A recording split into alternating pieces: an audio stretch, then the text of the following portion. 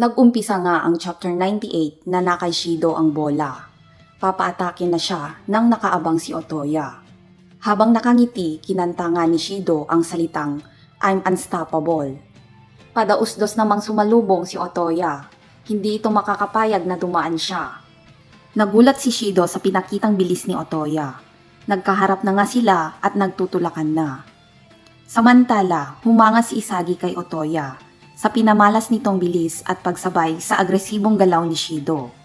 Sa ginawa rin nitong pagdepensa ay nasa ayos. Tulad nga ng inaasahan ni Isagi, ang mga ito ay hindi makakasurvive hanggang ngayon para sa wala. Dalawa na nga ang nagbabantay kay Shido. Dahil dito, pumasok si Isagi para sumuporta at humingi ng pasa. Tumugon naman si Shido at binigay ang bola. Nakaisagi na ang bola. Sa isip niya, hindi siya pwedeng magkamali na basahin ang match. Tiningnan niya ang nangyayari at nakitang tumatakbo si Rin. Dahil nasa maayos ang pwesto nito, sinipa niya ang bola papunta dito. Tumakbo na nga dyan si Isagi. Samantalang si Karasu ay naghihintay sa mangyayari sa tapatan ni Rin at Shiguma. Nakakuha nga ng magandang pwesto si Isagi. Nakita siya ni Rin at binigay nito ang bola. Pagkakuha ni Isagi ng bola, ginamit niya ang blind spot ng kalaban para sa pasa. Hindi na nga nakasabay ang defender sa dalawa at naiwan ito. Nakay Isagi nga uli ang bola. Sa isip niya, makakaya nilang dalawa na dalhin ang bola sa goal. Nakaharap nila si Karasu at iniwan din ito.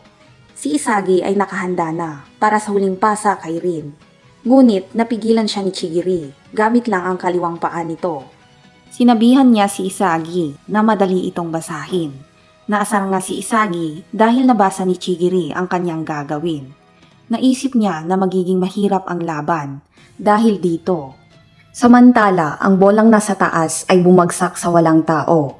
Sinigaw ni Chigiri na kunin ito. Sa kabilang banda, nakakuha ng buwelo si Shido. Mabilis ang pagtakbo nito papunta sa bola.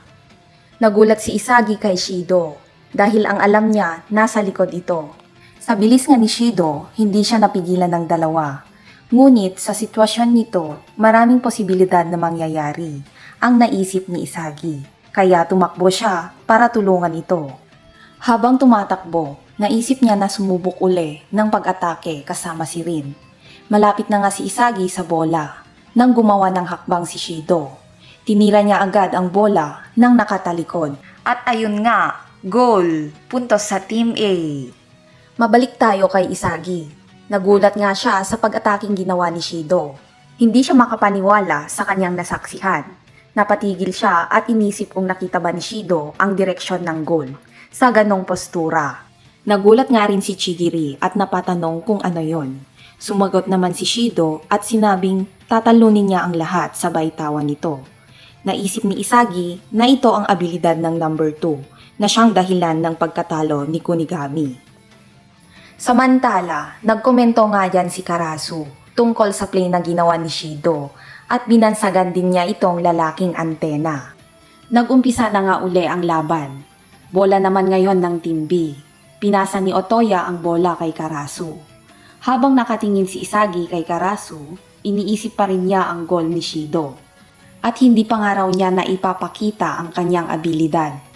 Nagplaplano siyang ibalik ang bola sa kanila at sumubok ng panibagong pag-atake. Gumulong ang bola at napalayo ito kay Karasu. Napansin naman iyon ni Isagi at sinamantala ang pagkakataon. Tumakbo siya para kunin ito. Ngunit agad namang naiwas ni Karasu ang bola. Nagtaka si Isagi. Naisip niya kung sinadya ba iyon ni Karasu. Nahihirapan nga si Isagi na agawin ang bola mula kay Karasu. Ayon kay Karasu, si Isagi ang pinakamahina na manlalaro sa kanilang team. Kaya siya raw ang unang dudurugin nito. Dagdag pa nito, kung mapapaligiran ng mahuhusay na manlalaro si Isagi, mapapabuti ang kanyang kakayahan sa pamamagitan ng koordinasyon sa kasamahan. Ngunit kapag siya ay nag-iisa, si Isagi ay pangkaraniwan lamang.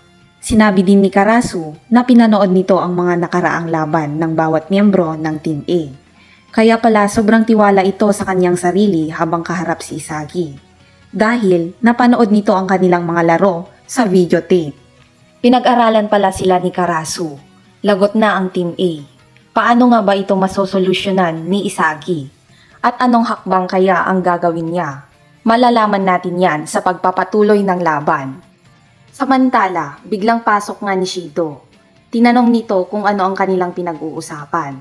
At payagan daw siyang sumali. Sumagot naman si Karasu. Huwag daw itong magmadali na pahintuin siya. Dahil baka bumuka uli ang sugat niya. Mukhang magkakilala nga ang mga ito at naglaban na din. Nakay Karasu pa rin ang bola. Gamit ang kanyang footwork at spinning movements, nalinlang niya si Shido at Isagi. Ginamit din niya ang kanyang kamay sa pagsira ng balanse ng dalawa. Pagkatapos ng kanyang matagumpay na galaw, nakalusot nga siya sa dalawa at direktang sinipa ang bola sa goal. Puntos sa Team B. Dito na nga nagtapos ang Chapter 98. May caption ito na, ang top 6 ay malakas, mamalagi at ipilit ang sarili. Magagawa ba iyon ni Isagi?